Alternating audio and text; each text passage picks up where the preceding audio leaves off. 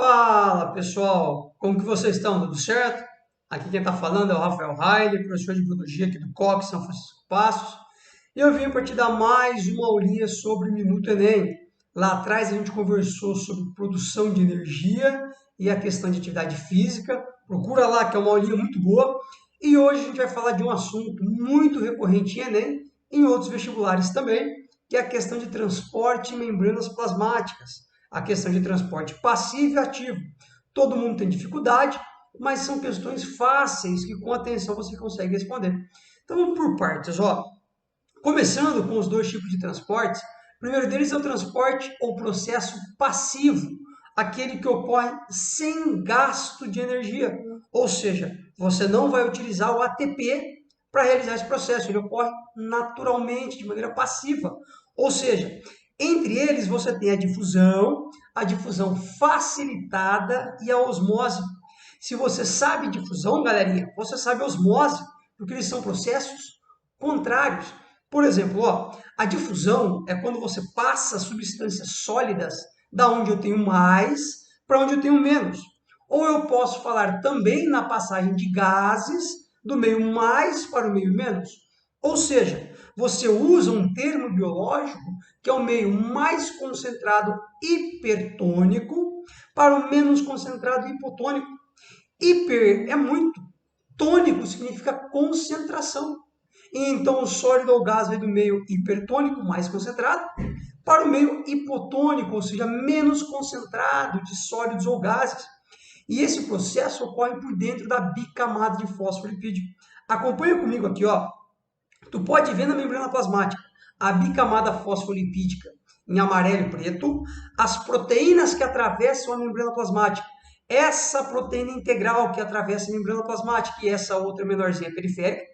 E eu tenho uma maior concentração de substâncias dentro no citoplasma, ou seja, o citoplasma está hipertônico de sais, sólidos, qualquer um deles, ou gases. E o meio externo com menos bolinhas, menos concentrado, hipotônico. Qual que é a definição de difusão mesmo? Passagem de sólidos do meio mais hipertônico para o meio menos hipotônico, por dentro da bicamada de fosfolipídio. Então, por exemplo, o gás carbônico sai, o oxigênio entra, a glicose entra na tua sanguínea, ou seja, sempre de onde eu tenho mais para onde eu tenho menos. Agora, se eu penso num processo muito semelhante, esse processo que é mais para o menos, eu tenho a difusão facilitada, que é a mesma coisa, passagem dos sólidos ou gases do meio mais hipertônico para o meio menos hipotônico, porém, dessa vez pela proteína transportadora. O que é aquela proteína transportadora, Rafa? É aquela que atravessa integralmente a membrana plasmática. Aquela roxa do meu slide. Olha aqui para você ver, ó.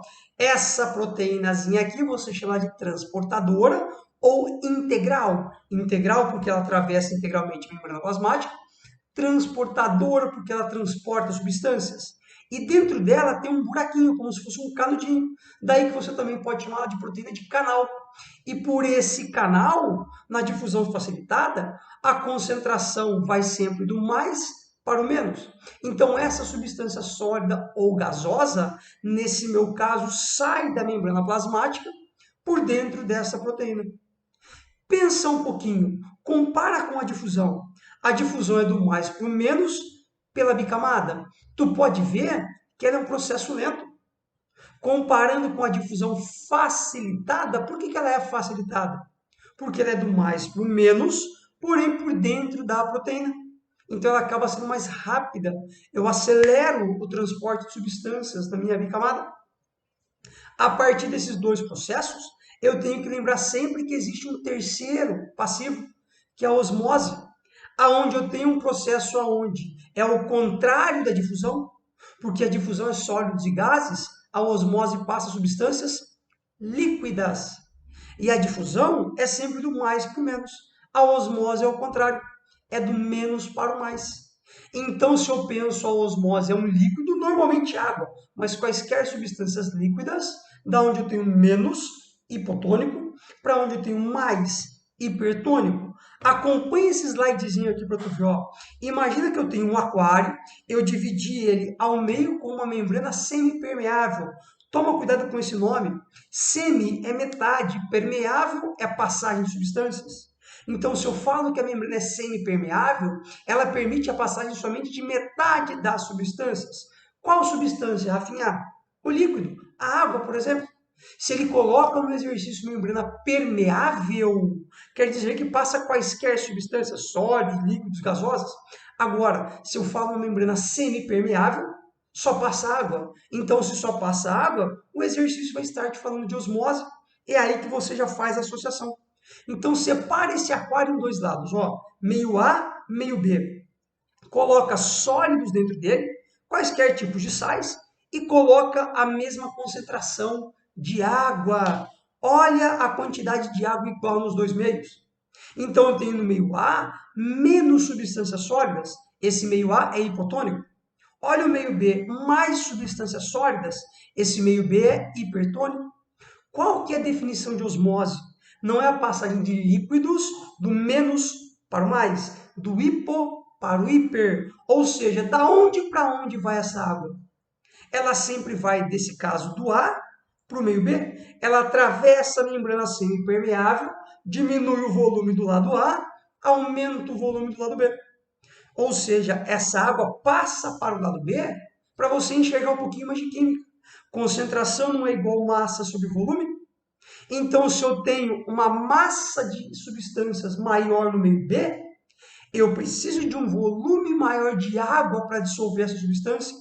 Então, a osmose passa para justamente dissolver a substância no outro meio, para que no final os dois fiquem iguais, os dois fiquem isotônicos. Então, eu diminuo a água de um lado, passo para o outro lado que é mais concentrado, no final os dois ficam balanceados. Rafinha, me dá exemplo de osmose no ambiente. Ó, exercício de vestibular e Enem adora cobrar célulinha vegetal. Ele coloca a célula vegetal num tubinho de vidro. E nesse tubinho de vidro, que ele pode chamar de tubo de ensaio, que é o que você usa muito em experimento em faculdade, ele coloca as células vegetais nesse tubinho e repete isso por 3 vezes. E aí ele fala assim para você, ó, no tubinho 1, o meio é hipotônico. Pensa, cuidado que aqui eu peguei o exercício. Se o meio é hipotônico, ele quer dizer que a concentração de sais na água, ela é hipotônica, ou seja, fora da celulinha. Então, se o meio, se a água é hipotônico, a célula obrigatoriamente vai ser exato. O contrário, hipertônico. Então, se o meio é hipo, a célula é hiper, qual que é a definição de osmose? Não é a passagem de líquidos do menos para o mais. Então, essa água, esse líquido vai entrar na celulinha, aumentando o seu volume. Isso você fala que a célula fica cheia de água, ou seja, ela fica túrgida. E ficando túrgida, por ser uma célula vegetal, ela apresenta parede celular. E por ter parede celular, ela não vai estourar. Isso acontece com bactérias, com vegetais e com fungos, células que apresentam essa parede celular para dar proteção. A célula incha, fica túrgida, mas não estoura. Agora, se eu faço um experimento no tubinho 2 e falo que o meio é isotônico, quer dizer que o meio tem igual concentração de sólidos que a celulinha. Então, se os dois meios têm iguais concentrações de sólidos, o que vai acontecer? Toma cuidado. Se for uma prova aberta e você falar que não acontece nada, está errado. Acontece. O volume de água que entra na celulinha é o mesmo volume que sai. Se entra 100 ml, sai 100 ml. Ou seja, os dois meios permanecem iguais, isotônicos. Porém, vai acontecer passagem de substâncias em iguais volumes para os dois lados.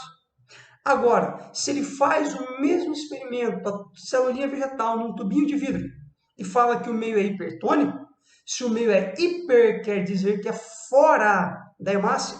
Se é fora da hemácia, esse meio externo é mais concentrado, o meio interno é menos concentrado. Ou seja, por osmose, a celulinha perde água e murcha. Quando ela murcha, você fala que ela fica plasmolizada. Então, ela diminui o volume dela. Faz a associação disso com o vegetal. Quando você tempera uma salada, você tem que temperar e comer. Você coloca sal por fora dela e já tem que comer. Por quê? Se você temperar e guardar ela na geladeira, o sal no meio externo, por ficar hipertônico, faz com que a água da célula saia. A célula perde água para dissolver esse sal na parte externa. Consequentemente, a célula murcha, o vegetal fica escuro, ele perde o sabor, ele não fica palatável, você não vai querer consumir mais. Então, você simplesmente tempera a quantidade de vegetais que você vai fazer a alimentação. Mesma coisa uma batata frita. Coloca sal por fora dela e frita. A batata fica murcha. Então, você primeiro corta a batatinha frita, coloca na água gelada, o que auxilia a deixar ela crocante. Você frita e depois que ela está frita, você tempera. Você coloca o sal, porque aí ela já não vai perder mais água. Então, se você tempera antes, ela perde água por osmose de hidrato. É a mesma coisa quando você entra no mar. Você sai com a mão enrugada, você está perdendo água por osmose, porque o mar é hipertônico. Agora, se eu pego um doce de compota, que aqui em Minas Gerais tem bastante, por que o doce de compota não estraga? Porque justamente ele é rico em açúcar. E o açúcar é um sólido. Então, se eu coloco bastante açúcar nele, se cai um bichinho, se cai um micro-organismo, um inseto em cima dele, esse inseto desidrata por osmose e morre.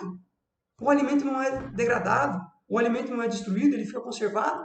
Mesma coisa com a carne de sol, o charque que eles usam muito lá no Nordeste. Eu tempero a carne para que justamente ela fique desidratada. Só que o ato de desidratar, ela fica hipertônica. Se cai um micro-organismo, este morre por perda de água por osmose. Consequentemente, ele desidratando, o alimento não fica contaminado. Todos eles exemplos de osmose, que o Enem adora cobrar. Faz esse mesmo exercício que eu acabei de te mostrar com células animais. Coloca 3 hemácias, uma em cada tubinho de vidro. O que vai acontecer? Se o tubo 1 continuar sendo hipotônico, o que vai acontecer com essa hemácia? Se o meio é hipo, a hemácia é hiper, então definição de osmose, passagem de líquido do menos para o mais concentrado. Essa celulinha, então, ganha água, ela fica túrgida, túrgida, túrgida. Só que hemácia, célula animal, não tem parede celular. Se não tem parede, ela faz o quê? Estoura, ocorre uma lise celular. Na hemácia você chama de hemólise, destruição, quebra da hemácia. Agora, se eu faço a mesma coisa num meio isotônico, que é o meio 2, se os dois meios estão em iguais concentrações, o volume de água que entra é o mesmo volume de água que sai. Então ocorre processo sim. Elas trocam água por osmose, a parte externa e a celulinha. Mas os volumes que entram e saem são constantes. Por isso que o volume da célula não altera. Agora, se eu faço o mesmo processo num tubo 1003 e eu chamo esse tubo de hipertônico, se o meio é hiper, quer dizer que a hemácia é ao contrário, a hemácia é hipo. Osmose, passagem de líquido do menos para o mais. Então a hemácia perde água, murcha, desidrata. Consequentemente, ela sofre justamente a plasmólise que eu tinha comentado com vocês. Ela fica plasmolizada. Então, fica atento. Se eu faço um experimento com célula animal, no meio hipo, ela estoura. Fungo, vegetal e bactéria não estouram, porque elas têm parede celular para justamente fornecer uma resistência. Tranquilo? Então tá ali, ó, definiçãozinha de osmose, a passagem de líquido do meio hipo menos concentrado para o hiper mais concentrado. Tudo bem? Esses são os 3 processos passivos sem gasto de energia. Agora, o último para a gente finalizar é o processo ou transporte ativo. Este gasta ATP. A sua mitocôndria quebra ATP para que a partir daí a célula consiga transportar substâncias. O ativo ele é uma mistura entre osmose e difusão. Por quê? Porque somente passa sólidos do meio menos para o mais concentrado. Então passa o sólido igual à difusão, do menos para o mais igual à osmose, e por uma proteína transportadora igual à difusão facilitada. Então ele tem os 3 tipos de transporte no só. A diferença com gasto de ATP, com gasto de energia, a celulinha quebra o ATP para que eu consiga transportar essa substância ou para dentro ou para fora da celulinha. Olha esse exemplo aqui para você ver, ó, do menos para o mais concentrado. Eu tenho lá a membrana plasmática com a proteína integral, que é essa roxa. Você lembra que eu falei que ela tem um buraquinho, ela tem um canal, você pode chamar de proteína de canal, e as substâncias sólidas passam por dentro dela. Se eu olhar em condições normais, sairia a substância sólida por difusão, do mais para o menos concentrado, ou por difusão simples pela bicamada, ou por difusão facilitada pela proteína. Só que desta vez eu vou quebrar a molécula de energia. Então eu quebro o ATP para colocar mais sólidos dentro da minha celulinha. Por exemplo, você está na academia, fazendo uma atividade física intensa, você precisa de muita glicose no músculo, e nesse caso, o que vai acontecer? A sua célula quebra parte do ATP que ela tem armazenado e coloca esse sólido para dentro. Coloca essa glicose para dentro para você não ter, por exemplo, uma fadiga muscular por falta de glicose e oxigênio. Então, essa entrada, a gente fala na biologia que por ela ser do menos para o mais, ela é contra o gradiente de concentração. Quando é a favor do gradiente, é sempre do mais para o menos. Então, você pode falar que a osmose é contra o gradiente, do menos para o mais, sempre na osmose equilibrando os meios.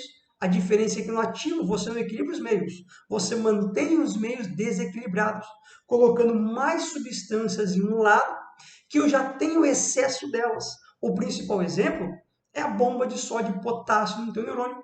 Quando o sódio é expulso para fora do neurônio, o potássio é arremessado para dentro do neurônio, para o seu neurônio entrar em repouso, em descanso, para que justamente ele pare de transportar o impulso elétrico. Então ele gasta energia arremessando o sódio para fora, arremessando o potássio para dentro, para que justamente o seu neurônio consiga, naquele momento, repousar. Esses são os principais exemplos que o Enem pode cobrar de tipos de transportes aí. Tranquilo, crianças? O que vocês precisarem, eu estou inteira à disposição. Bons estudos, beijo, juízo. Fiquem com Deus. Inter. Tchau!